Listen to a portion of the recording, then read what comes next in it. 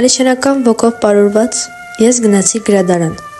նրա հետ ծանոթանալու և նրան ավելի խորը ճանաչելու համար։ Նրա խորը կերպարը դարձավ պատճառ պիեսը ստեղծելու համար։ Տարածությանը ժամանակի միջև կա մի բեմ, այնտեղ կանգնած է մարդ իր որոնումների մեջ,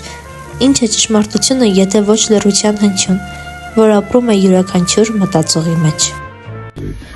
Ես Ալիշան կերպարը տեսա, Ալիշան կերպարը տեսա, որը կարևոր է, որովհետև գլխավոր կերպարն չէ, պիեսը։ Դա տարեկին է տեսա, երկուսին տեսա։ Գյումրիում է, իրադարձությունները հակա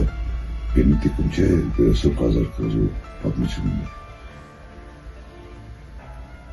Լավն ապրես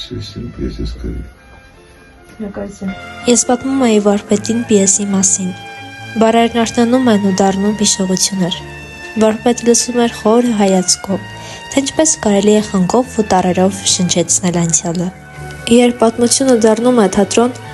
երբ մի հոգի վերադառնում է մի բառի միջով, աշխարհը նորից սկսում է խոսել։ Ղևոնդը Ալիշյանը դեռ այստեղ է, մեր մտքերի մեջ։ Նա կանգնած է լույսի ու ստվերի սահմանին։ Երբ ժամանակը խոնարհվում է հիշողության առաջ, պատմությունն նորից սկսում է շնչել։ Հոգիս վաղուց այնտեղ է, սիրտը սկսել է համրանալ կարոտից, գրիչս վաղուց նրան է ծառայում։